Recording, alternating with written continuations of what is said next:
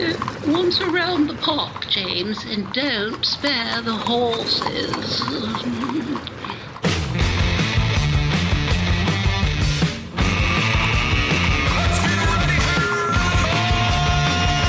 It's showtime. And here we go. We're back. It is On the Ledge. Welcome in. Dave Trafford here. And we took a bit of a hiatus. And normally, if we took a couple of weeks off, it wouldn't feel so, odd. But it feels like a long time since we've been back in studio with the podcast, considering we're just coming off the vibe of the daily for On the Ledge, your Ontario politics podcast. And for those of you who hung in there and, sort of were faithful viewers and listeners, thank you for doing that.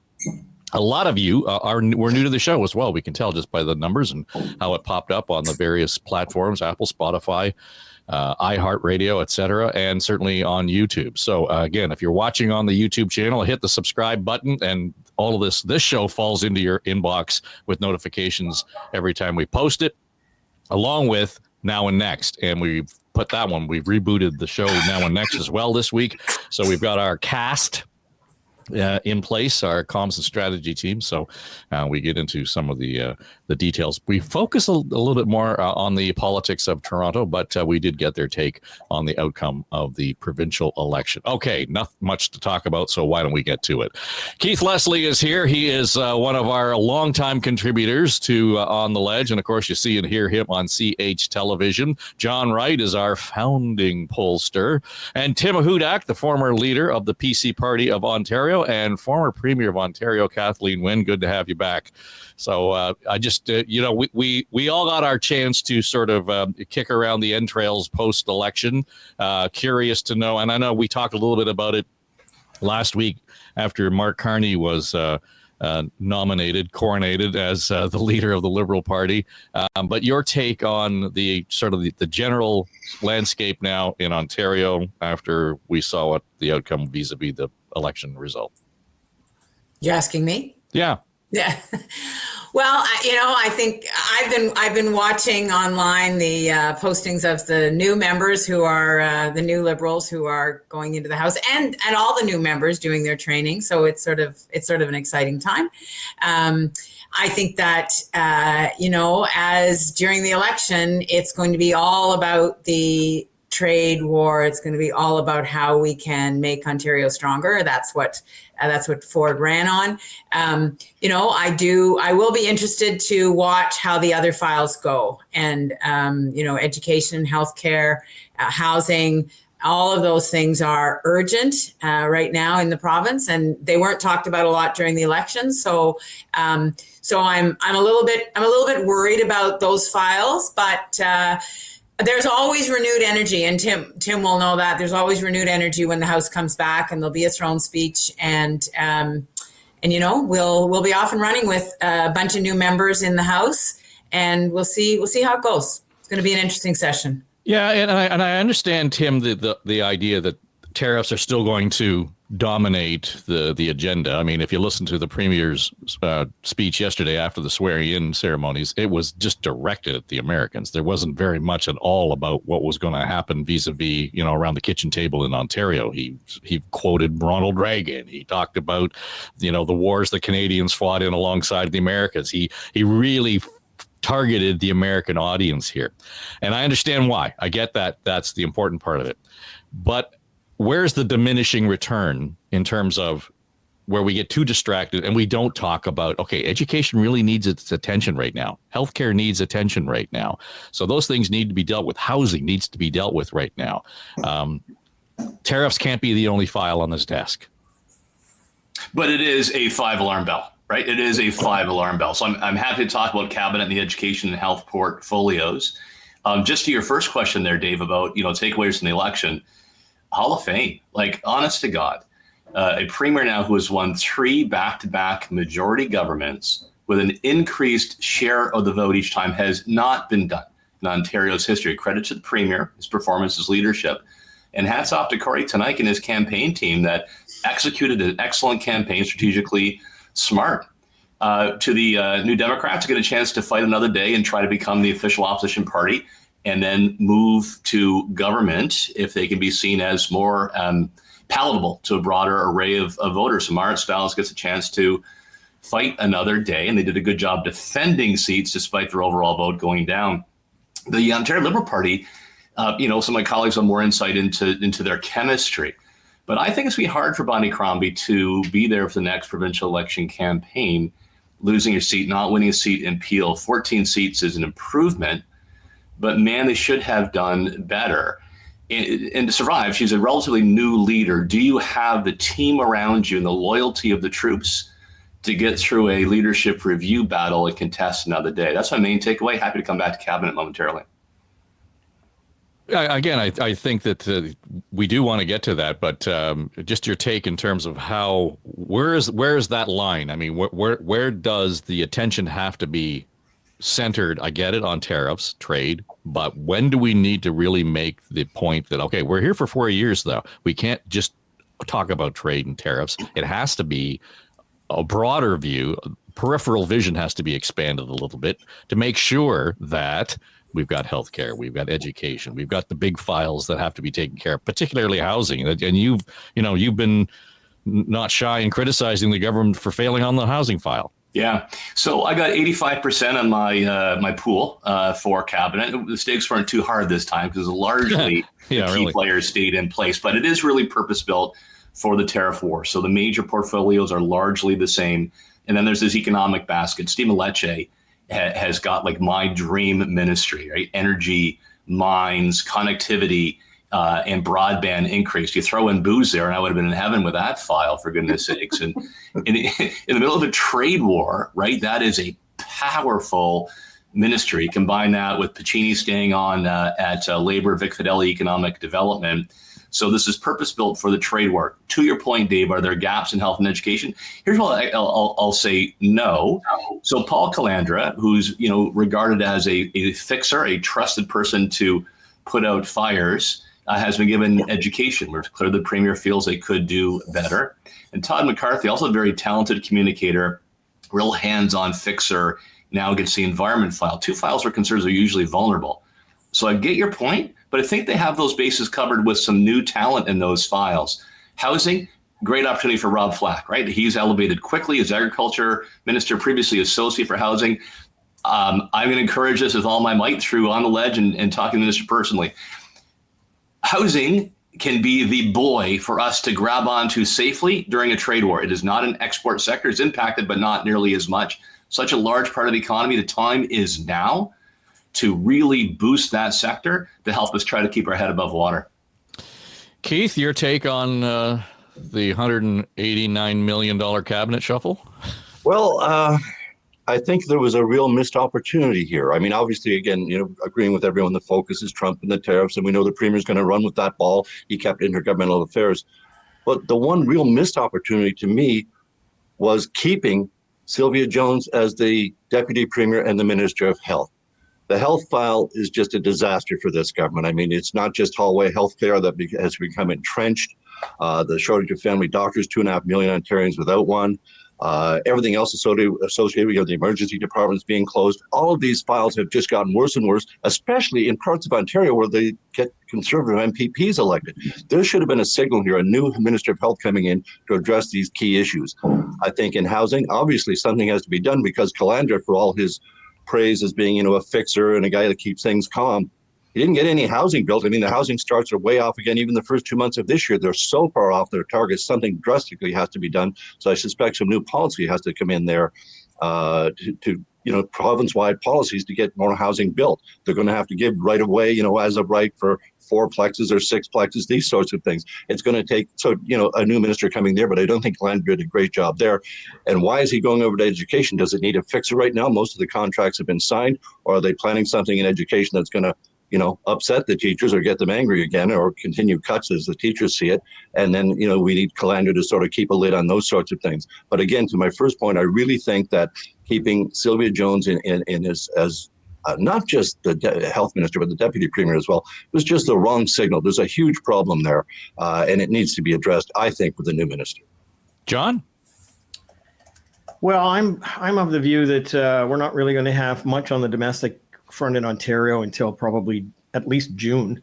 And the reason is just this massive tsunami headed our way. I mean, we're going to be distracted by a federal election, which will be called on Sunday, and end up on probably April the 28th. We're going to have tariffs, which will be coming in on April the 2nd. We're going to have all of those things in between. And the premier, I think, and others are going to have their hands full with the other premiers, where, Danielle Smith meeting with Mark Carney has basically declared almost independence. So we're going to end up with, the Conservatives blow a 20-point lead, and all of a sudden Alberta wants to separate. I've never seen the declarations that she's put out ever before. So we'll see what happens with that. But I don't know, I share Keith's point of view that the health ministry is a concern. Not so much just in terms of the deputy premier and her abilities, but it's a file that needs communication, and she just doesn't communicate. So I thought there would be some change there. So I think Mr. Ford is going to be concentrating on a lot of things that are coming from outside the province, and particularly on the trade issue. There's two fronts on that. One is, how do you respond to what's going to happen? I mean, the premier in the last few days has effectively said Ontario's position is, let's see if we can be first in line to get exemptions. I'm not sure when that's going to happen. A piece in the New York Times this week indicated from sources in the White House and other places that Mr. Trump is basically going to do reciprocal tariffs, and because he believes in them. We all thought, all of us, that this was a means to an end, that there was a negotiating point for something, when in fact it's actually he wants to go ahead and do this because he believes it will work for America. So we're going to be stuck with it. We've now got Chinese tariffs on. So that's a lot of bandwidth for this premier to deal with, and for all of us. And I think what it's going to produce is a huge amount of anxiety. I think, when you look at the GDP numbers coming out of the United States and Canada today, and you look at what, whether the housing market is already shrinking, and what this all means, it's like looking just offshore and seeing this wall of water heading towards us. And I think that's going to consume almost all of his time. Kathleen, I want to pick up on the GDP numbers, because that to me tells the story that is concerning most about it. And that is to say that the tariffs are going to have such an effect on Canada's economy that I think the GDP number was predicted at like 0.7 or something in the next 2 years, year after year. That's a lot of money. That's a lot of jobs. That's a whole lot of instability in the economy. Yeah. And I want to come back to the cabinet for a sec, because I have a couple of things that I want to say about that. But yes, there is no doubt, as John has said, there's a whole wall of trouble coming at us, and we have to be ready. We have to have leaders at the provincial and at the federal level who are working together. Ford for now is the chair of the Council of the Federation. That will be done this year. It's a 1-year cycle, and then someone else will take over. So for the moment, he has some agency in pulling together the premiers and coming up with a plan, which is a challenge. I mean, you've talked about Danielle Smith. You've got premiers in the Maritimes who are not running again or who have resigned. So it's a very unstable moment. But I do think that, obviously I'm banking on Carney winning, and I think that that working with the Prime Minister now, and if he is able to win in the election, which I know is that's a big hill to climb, but I think we'll start to see some coherent strategy. I mean, one of the things that I have been concerned about is that I'm not sure the degree to which, and I was more confident actually before, that there was a good conversation going on between the officials at the provincial and the federal level. That's really, really important. So to the degree that can't happen as we go into a federal election, that's concerning. So we want that stability. In terms of what's going on here at home, and I agree that it's going to be hard to focus on issues in the province, but the reality is that in people's lives, those are the things that matter. it matters what's going on in your kid's class, whether there are too many kids in the class, whether there's a teacher shortage, whether we don't have any French teachers. All those things are really a challenge. It matters if someone you love is in hospital and they're not getting the care that they need. So, I worry, like Keith, that, keeping Sylvia Jones there, maybe that's a caretaker role. Maybe there's a perception that, she can just keep a lid on it as she has, or maybe they perceive she has. I think that it's bubbling under the surface and it's going to cause a lot of trouble. I also think Paul Commentator was, correct me if I'm wrong, but he was in long-term care at one point, right? He had carriage of long-term care. Well, if he's going into education to do what he did in long-term care, which was nothing, then that is a real problem. So I think he's a communicator. I think that he's able to, to sound like, and I sat in the house with him for 4 years. He sounds like there's a lot going on and there isn't necessarily. So as a former, Minister of Education, I really worry that having a person like that who's just going to try to spin a story at a time when we actually need, I think right now we need a really big review of education in this province. We need either a royal commission or something. There hasn't been anything since the mid-90s. We've got post-COVID, we've got technology. There's a whole lot that has changed, and our education system is not keeping up. So I think that having somebody like Paul Commentator there could be a real problem. So I think there are lots of Ontario issues. It's interesting. I'll end on this, Dave. I promise I'm going on. But see, that's what you do when you let me go away for a while. I was going to say you're off for a month and now we can't shut you up. That's good. Exactly. But I think it's really interesting. Steve Clark didn't go back into cabinet. Right. So what does that say about what's coming down the pipe in terms of the Greenbelt? So I think there are lots of landmines that this government is going to have to deal with, much as Doug Ford would like to just deal with the macro issues. And of course, they're important. There's lots of stuff going on at home. Yeah. So when you add all of that into the soup, Tim, I mean, with the GDP numbers, the education, the questions around Greenbelt still out there. Oh, yeah, there's that. That tends to be something that on the corollary can distract from the tariff issues going on south of the border. I mean, for this government, the real challenge for this government, I think, is going to be able to maintain its focus in the moment and not just meet the moment, but be able to be sharp and focused at all times. There's not going to be a lot of wiggle room here for them. Oh, well, like 2025 is the craziest year that I can remember being part of public life or just being a fan on the sides. Like, it's nuts. So, yeah, for sure, Dave, for sure. Let me just comment on the taste of the soup a little bit here. I think the greater risk, actually, for cabinet is there are 37 members of cabinet. That sends the wrong incentives. It's bloated. And it's a risk because every cabinet minister is going to feel they need to prove the value of their portfolio.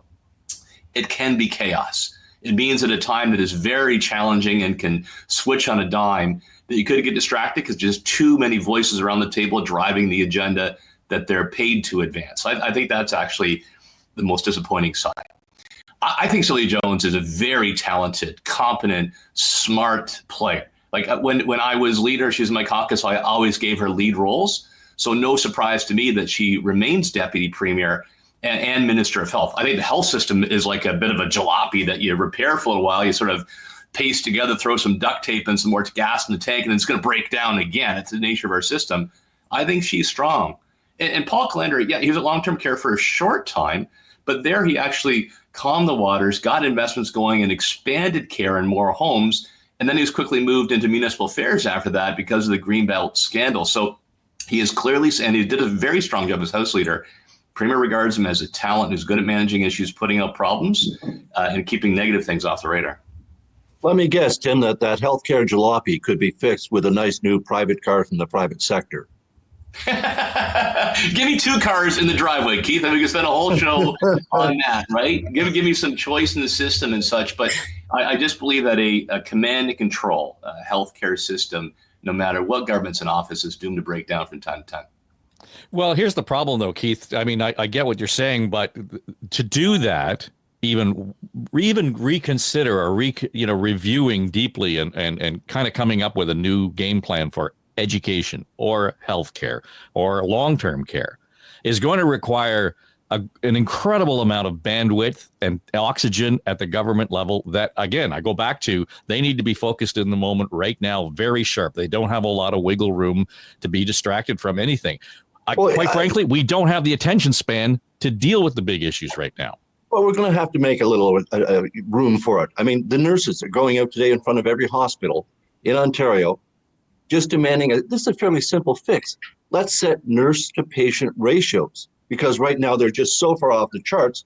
Patients are waiting, as we know, 18, 24 hours sitting in a chair in an emergency department, if it's open, before someone can actually check on them and see what's going on, what their issues are. So I think, there has to be room for the healthcare system to be addressed. And seriously, I don't, Premier Wynne talked about a serious overhaul review of the education system. I don't know that we can, encompass something that large of the healthcare system addressing some specific needs right away. And some of them are funding, and some of them are, specific ratios that need to be set here and done without paying the private sector twice or three times as much for the same procedures that we're performing in the public sector. This has to be addressed seriously, and the government has to be challenged on this. It's going to be harder, of course, for the Liberals to do this in the legislature, even though they have official party standing now. Their leader is still not in the House. And so that's going to be difficult for her to sit on the sidelines. And I think that's going to be, we were talking about the leftovers from the election itself. I think that's the key one for the Liberals right now, is to, if they're going to have a leadership review, which I could be corrected, but I think is mandatory after an election, they should have it fairly soon to decide, as I think Tim talked about earlier, whether Bonnie Crombie has the support of the Liberals, whether she can stay around for 4 years until the next election, whether someone's likely to be willing to step aside within a year or so to give her a seat to run in, or whether, there's going to be someone else challenging her for the leadership. They need to settle that now, because otherwise they're just going to be that third place party floundering while the government gets away with saying everything about Trump and the tariffs, and they're just, staying focused on what they want to stay focused on. John, on that point of the question around, the Liberal leadership, do you anticipate that the Liberals will just be quiet and move on and leave Bonnie where she is? Because having instability there is not necessarily good overall in terms of what the province needs right now. I don't think she's going anywhere soon. She managed to bring the Liberal Party back to the legislature with some good numbers. And she'll have some time to pick a seat. There will be some pressure on her to do so, but I'm not sure where she's going to run or when. We'll have to wait for an opening there. Plus, we're going to be, as I keep going back to this, we're going to be distracted by whatever happens in the federal election campaign. And the numbers on that, well, the Conservatives certainly have dropped, and every poll that I've been seeing in the last 24 hours has the Liberals ahead. All of us on this podcast know that campaigns matter. Again, people are still getting used to Mark Carney, and we're not exactly sure whether he's going to be able to campaign in the same way that normal politicians would be able to campaign. So we'll still wait and see where that's at. But I think that she's got some time to do that. What'll be fascinating for me is how she plays a role in opposition to the government once it gets back into the legislature. Once, how is she going to establish her platform? What look does she want to have?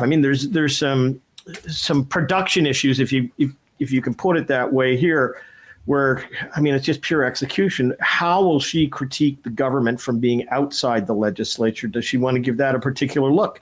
Does she always want to be in the Queen's Park studio, or does she want to have something else developed? I'm more on the technical side of it right now. I don't think she's necessary for the debate, because there really isn't a debate for the short while. Where she'll come into, where it'll be necessary, is how the Premier and the province responds to the tariffs. That's going to be all hands on deck to see that workers and families are looked after. And that may not require her to be in the legislature, but nonetheless, as I said, she's going to have some kind of a perch to do it from. I'll be interesting to see how she does it. So when we look at what happened just 2 weeks ago, just right out of the election, and was that only 2 weeks ago? Right. and to exactly. Tim's point, it's a crazy year. No kidding. Wild. Well, but even when you think that everything was on fire, when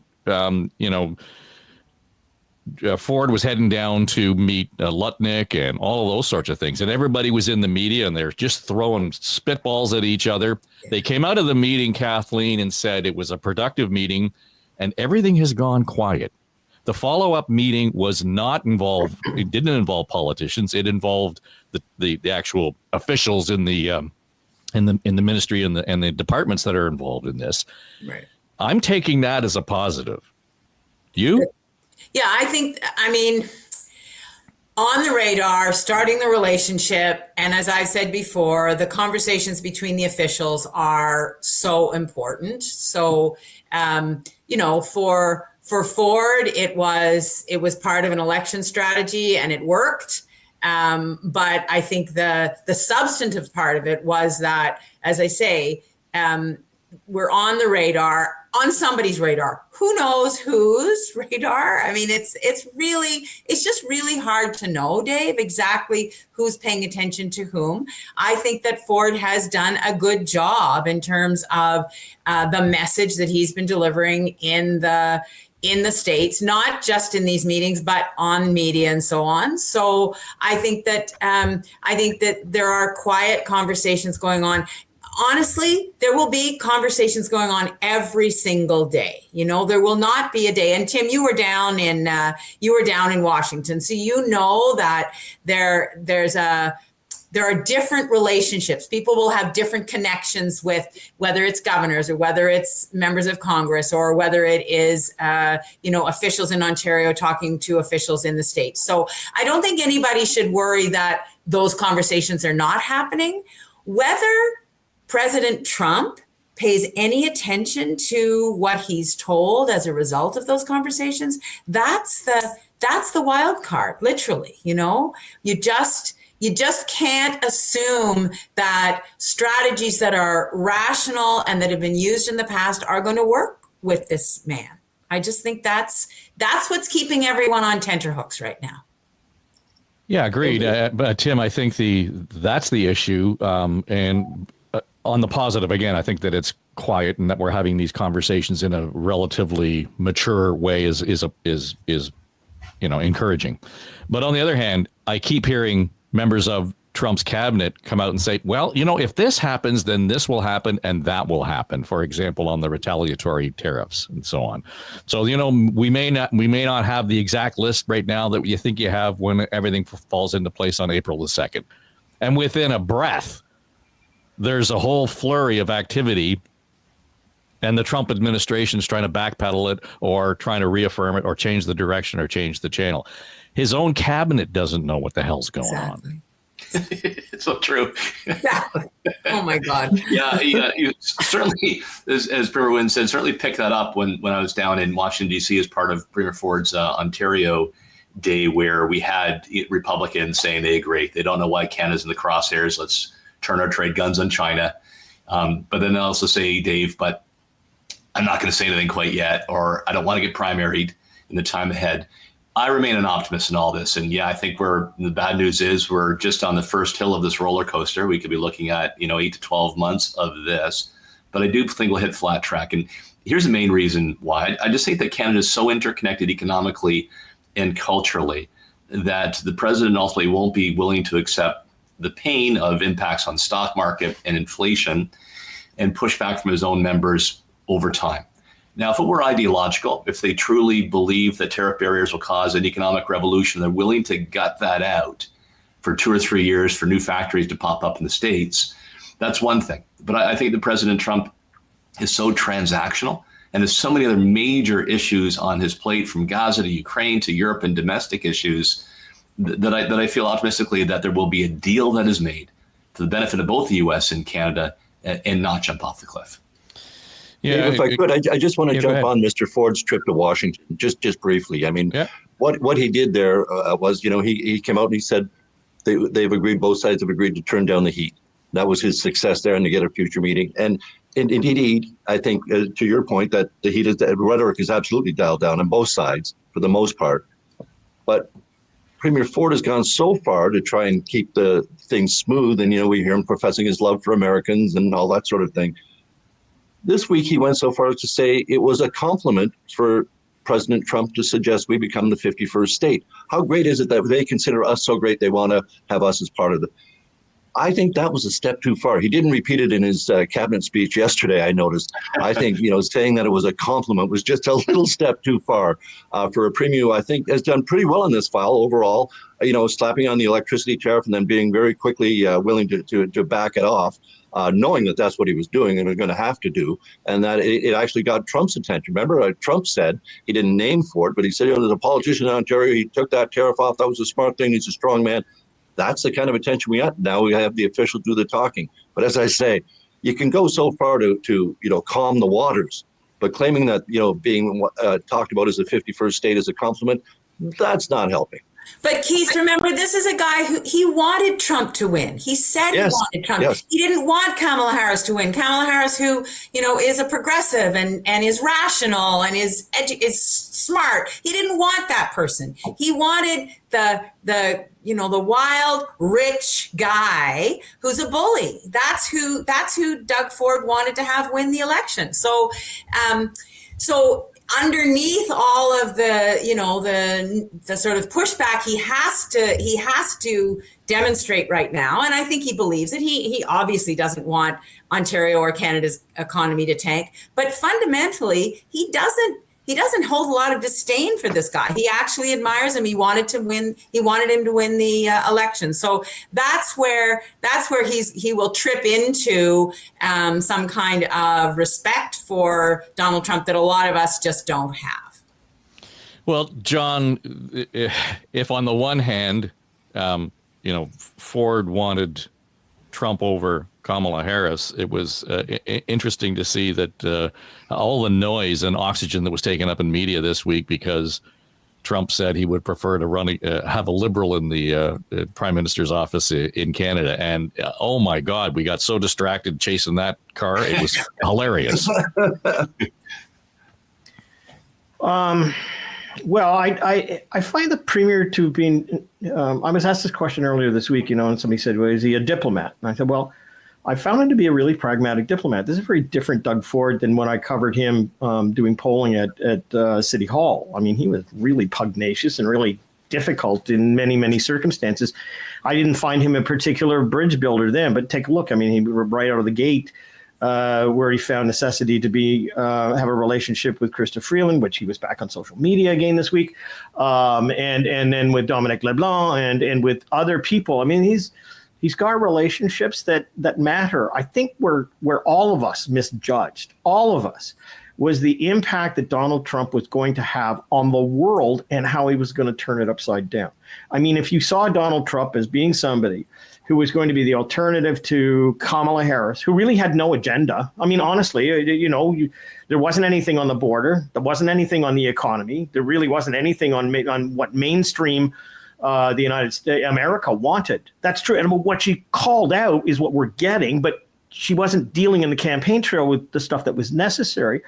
I think the premiers, can be duly shocked, like the rest of us, that Russia maybe handed Ukraine on a silver platter. The war in the Middle East is being turned upside down and is now in a war zone, even more so than it came to be. Everybody's scrambling with NATO and every other European organization to try and have trade relationships, and China's suddenly come to the fore because of all of this with tariffs. I think everybody can be forgiven, that Donald Trump, we thought, was going to just focus on America. And yes, there was going to be some troubles outside as he got to a negotiating point. We also, as I said, it was all to kind of reopen everything. No one ever thought that it would come this fast and it would be to this dimension. I mean, I was listening this morning, and there was a writer on the radio who was talking about a new book that he's got out that really talks about, the demography in the United States and how the United States is going to come apart. I mean, Donald Trump is causing such a disruption. I don't think any of us ever felt that this would be happening. But I think the bigger question is, how is America going to handle this? So again, I think the focus over the next number of weeks is just going to be trying to hold us all together. And I think the premier is going to have to make sure that he has all of those relationships in place. And I think the other premiers are too. And that's why, again, I come back to the Danielle Smith move in the last 24 hours, which is really quite remarkable given what the country's dealing with. Well, I mean, you've already alluded to it, John, that we're, facing another writ period, this one federally, and off we go. How does that play into this interregnum at Queen's Park in terms of how the province is going to prepare for the next federal government? Is that top of mind at all? Well, I think that Doug Ford has he's got a lot of work to do. What I would be doing if I were the premier at the moment would be to just take my tariff group and sit down and try to figure out what the impact of all of this is going to be and how we're going to fund it and deal with it. The slowdown in the economy is going to be a massive distraction. I don't think we should underestimate the impact of what we're going to have. And so the federal election and how this plays into it, frankly, if I were him, I'd basically tell all of our cabinet ministers and everybody else to just take a powder on this and sit it out, go do your homework, get ready for the stuff that's to come.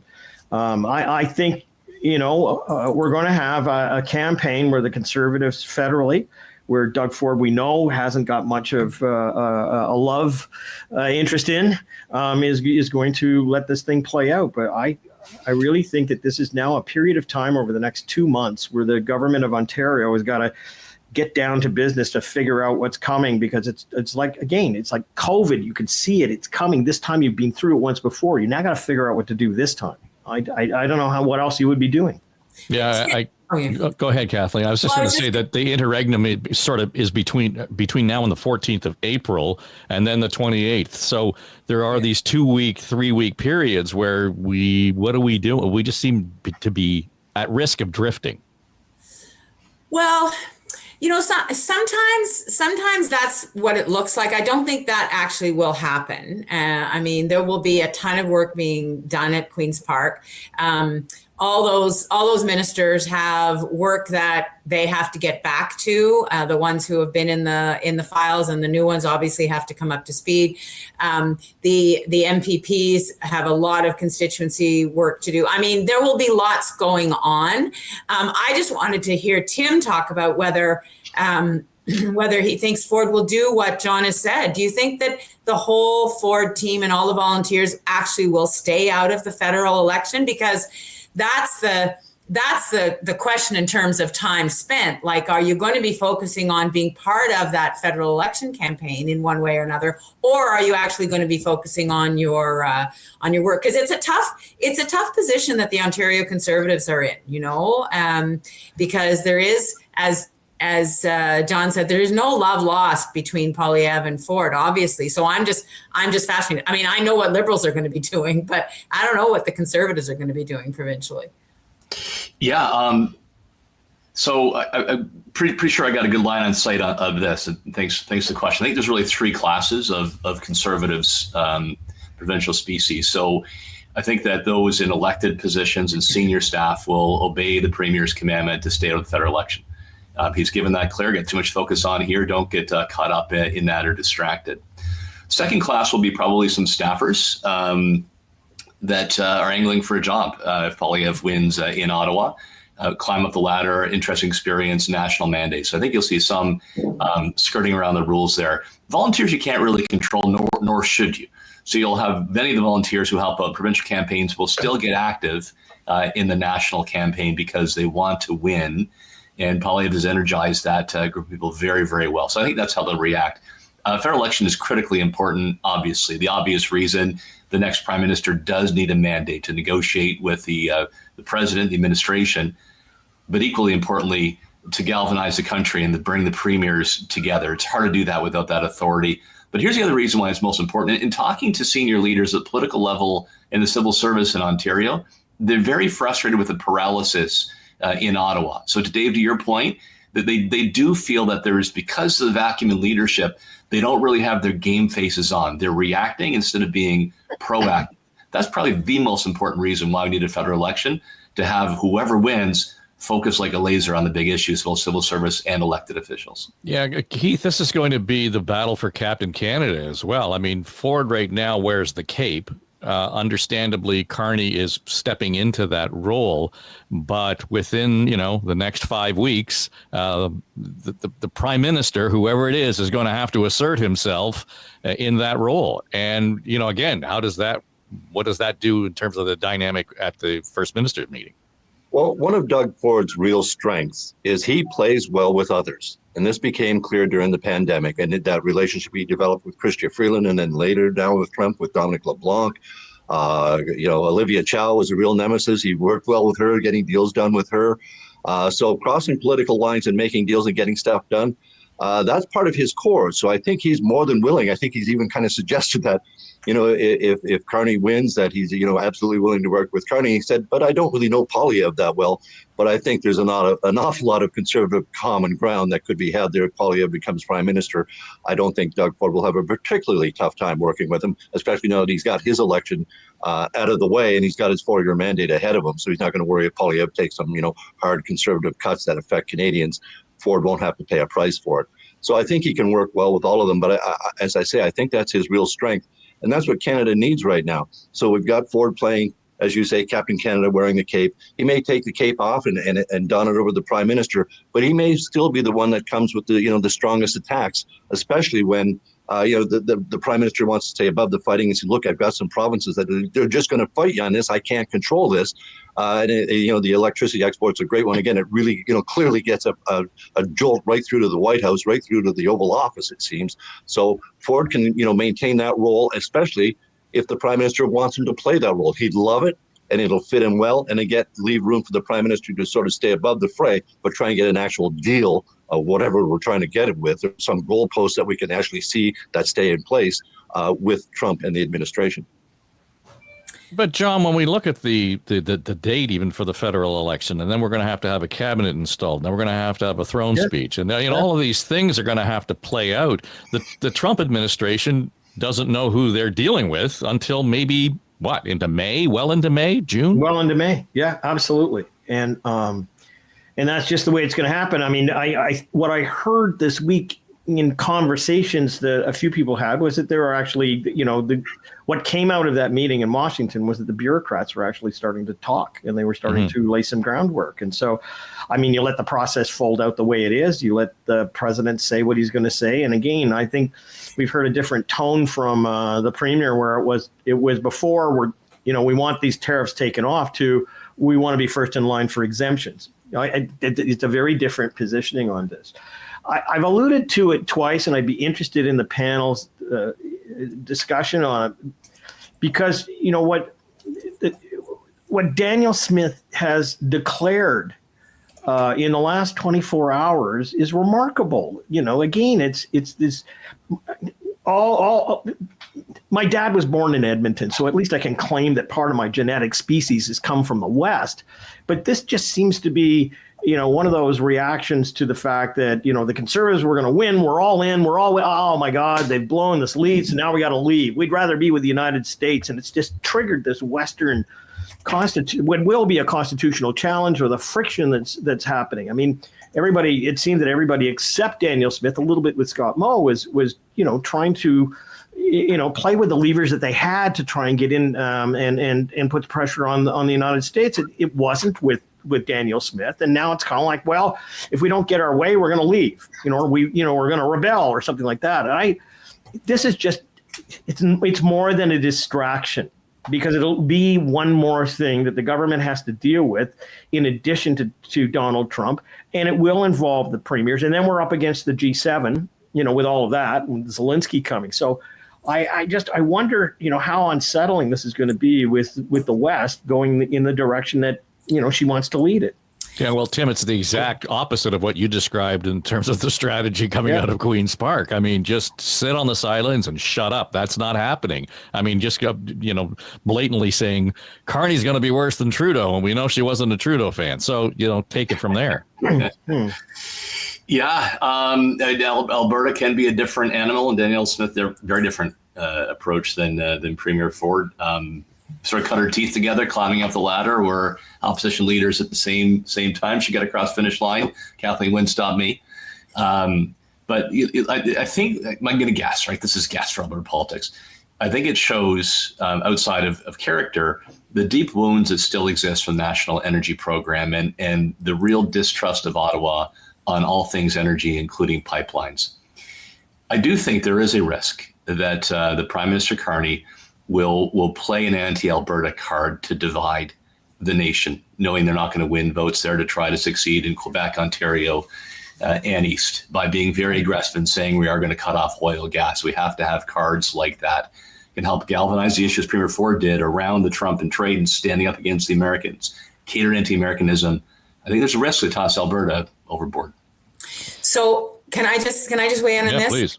When I became Premier, Alison Redford was the Premier of Alberta, and then Rachel Notley became the Premier. And with Alison, obviously it was a bit more of a challenge, but I felt like, and I was I was in Ford's position at that point. I was the chair of the Council of the Federation. And I felt that it was very important that I go out to Edmonton, that I talk to people in Alberta, that I demonstrate, because we were trying to talk about a Canadian energy strategy at that point that everybody could sign on to.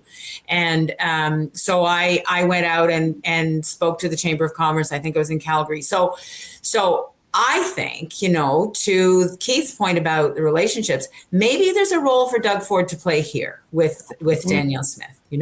Maybe it would be a great idea for the Premier Ford to do a kind of foray into Alberta and have some one-on-ones, talk to some people about what's going on in Alberta.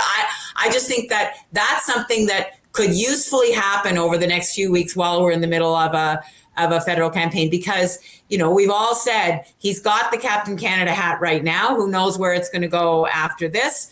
But I think that he could be very helpful in kind of trying to have that conversation. That's something, if I were in his chair, I'd be having that conversation with my staff and talking to them about how we might broker a trip out to Alberta at this particular moment. Yeah, Keith, it would probably be more effective optically and productively than the trips to Washington were. And I'm not suggesting that wasn't necessary, but in this case, this could really work. Let's put this fire out. They've got a lot of common ground, and he could absolutely, I think, play a key role in that particular position. It's smart. It's just smart politics. And again, that's he's the leader of the provincial Confederate Council of the Federation. That's his job to do right now. So that would be perfect. I think, if the Liberals win and if Carney is going to, sort of do something that it basically in Alberta is going to equate to a revision of the National Energy Program, very same minute, he better announce pipelines going to both coasts.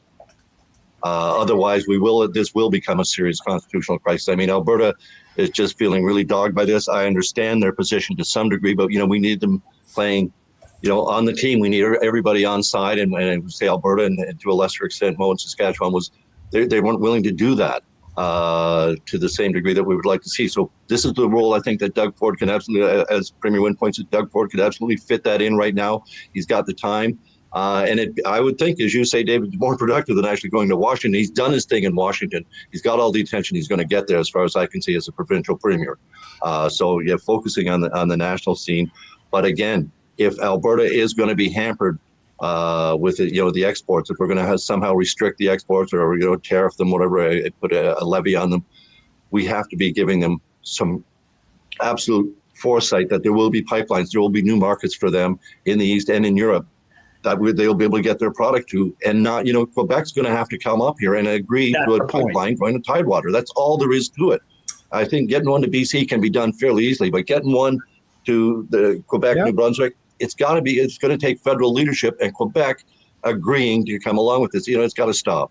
But Ontario too, Keith. I mean, that pipeline, even though the pipeline is there, so it's not new pipeline like in Quebec, but still there has to be agreement in Ontario, because we were kind of able to stay silent a bit on that. But there was a lot of pushback in Ontario that would have come to the fore if that had moved forward. So it's Ontario and Quebec that need to be working with the feds on that.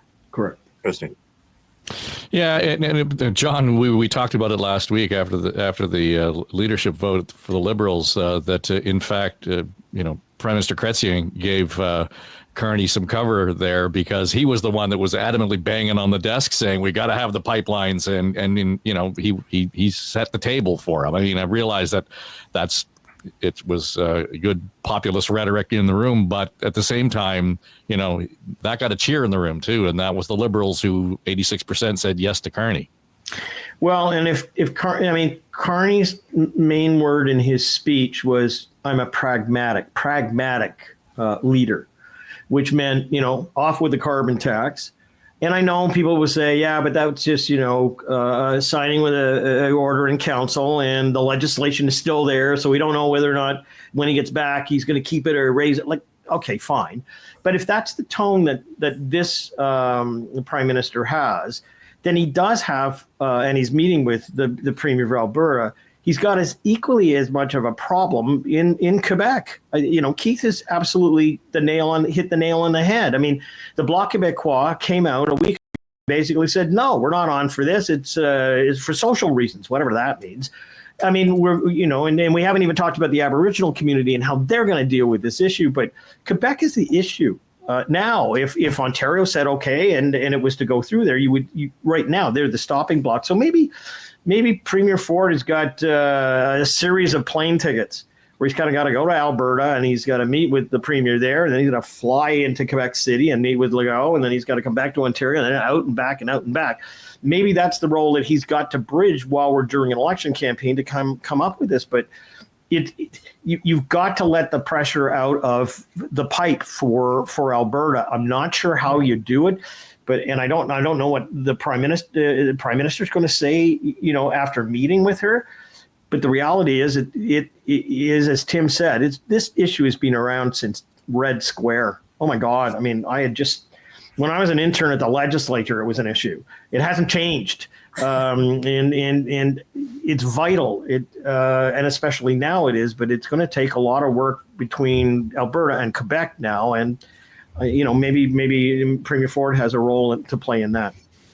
Just before we go, and in anticipation of the writ period starting next week, Sunday, is it more likely to be more effective to have a minority government in Ottawa deal with Trump rather than a majority? Kathleen? No. Well, I don't know. I mean, I would say that we need firm, decisive action right now. Like, I think that, yes, we need input from everybody, but we need to be able to move quickly. So unless there was some agreement among the parties in a minority situation that this was a plan, and I don't know what the likelihood of that would be, I kind of think whatever is going to allow us to move expeditiously, because of what we've been talking about, the uncertainty and the day-to-dayness of the decision making, or the invective from the White House. I think we need to be able to move quickly. So if having a minority would hamper that, I think it could be a problem. Tim? Great question for political science classes, across university campuses right nowadays. I know, I'm going to pose it to my class on Monday. Graduate seminar. There you go. So I'm of the view that at this point in time, you need to have a majority government. You could still do it in a minority, because I think largely parties would gather around and support during the storm. However, who's going to decide the ties, right? Do you think that Jagmeet Singh has displayed the acumen, the leadership, and the consistency to be the partner? Do you want the Bloc Québécois to be determining, which way we go? I think for those reasons alone, give me a majority. Yeah. Yeah, John, the only reason I ask is because the way the numbers have sort of floated, and I know you're watching them closer than anybody, is that, when you started looking at some of the seat projections last week, the Liberals and the Tories were within 10 seats in some cases, with the advantage going to the Tories. But, if you had the rest of the House ganging up on them, they wouldn't really have any consequential, decision-making ability without the other parties. Yeah, and I think... I reflect on all the different, this will be my 11th federal campaign that I've watched or been part of. And the only one that comes to mind is 1988 with Brian Mulroney and the free trade debate. And back then we had the raging grannies, and that was kind of the only thing we had to disrupt us. And there was a bit of a sentiment there about, well, we're going to join the United States. Remember, there was even a commercial back then that scribbled away the border. Well, so David Orchard was on. Yeah.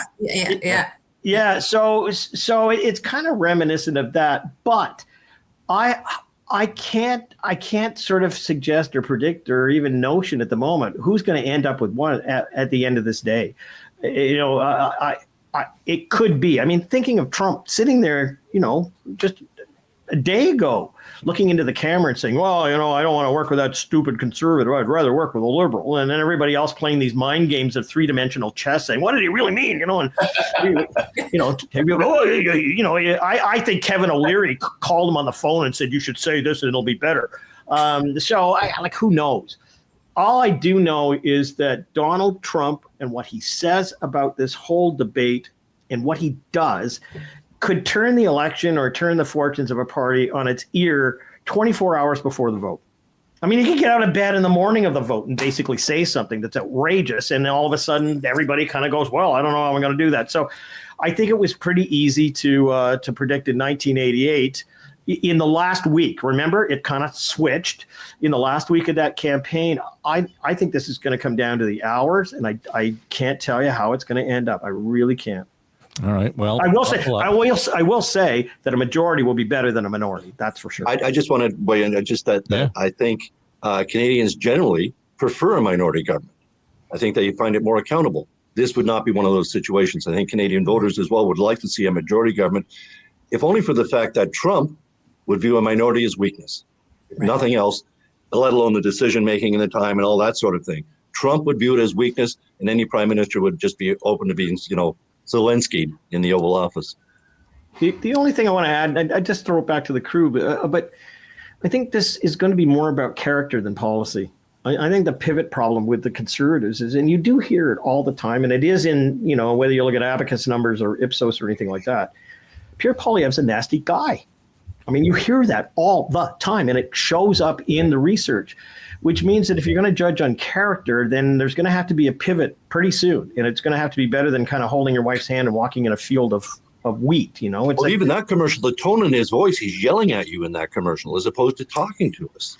Well, and that's the thing. I mean, part of this is people want a conversation, they want calmness, and it's really tough when you've labeled somebody, and that is what you believe the campaign's all about, and all of a sudden they've left the room, right? So how do you do that? So it'll be interesting to see, for me, the transformation, if possible, of Pierre Poilievre in moving his whole character into a different mode over the next 2 weeks. And the thing is, people are actually scared, right? They are actually scared about their lives. And so they want to feel safe. And I guess that's why when we talk about minority versus majority, I think people would feel safer with a majority, depending on who's leading it. If they chose, I think they want that certainty, and they're going to want the person who's going to make them feel safest, because everything is so uncertain.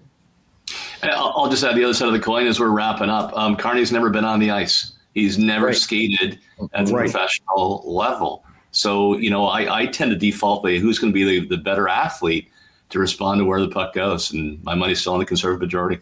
So, Tim, is it the player or is it the team around him though that's going to make the difference here? Well, the Team Trudeau wasn't doing so hot, right? So I don't think that Carney's going to call this one in from the bench, right? It's his alone, and will he be seen as the reassurance that my colleagues have talked about here, the steady, smart hand? Just having been in the arena as Premier Wynne has, and John and Keith have been watching it for a long time, it ain't easy. And, coming from the background he's had, successful for sure, but will he have the common touch to come across to those voting at home as the one to actually lead our country forward by the end of the campaign? They may see that now. How will he perform on the ice? Mm-hmm. But he's going to be compared not to the Almighty. He's going to be compared to Pierre Poilievre, right? And I think that's, as John has said, if Pierre Poilievre can have an actual makeover, I mean, he's done all the cosmetic stuff, but if he can actually have a personality change, then he's got a shot at it. But But that nastiness, that edge, puts a lot of people off. And so, I mean, it's going to be fascinating to watch. Mm-hmm. Indeed. Well, this is a good way to reboot the On the Ledge podcast. So thanks to all of you for stepping in, stepping up. Keith Leslie, Tim Hudak, Kathleen Wynne, and John Wright. And of course, again, if you're listening to us on Apple, Spotify, iHeart, that's great. You can share the show and make sure that you follow it. If you're watching on YouTube or listening on YouTube, because we actually post it there as well, just audio only. Make sure you subscribe to the channel. And if you do that, you'll not only get notifications of On the Ledge, but Now and Next is also in the same feed. We've just rebooted that series as well. This week we have on Lindsay Broadhead, Bob Reed, Anne-Marie Aikens, and they are our comms and strategy team. And they've got some pretty interesting insights into how a lot of this works out, specifically around comms and crisis comms situations. All right. Thanks for listening. Enjoy the weekend and buckle up. We're headed for another writ period, and it's going to be kind of exciting to watch, and we'll hope that you'll be able to do that with us right here on The Ledge, your Ontario politics podcast for Story Studio Network. I have a YouTube channel right here, as you can all people see. Please subscribe to my YouTube channel for more content. Look at this. Bye now.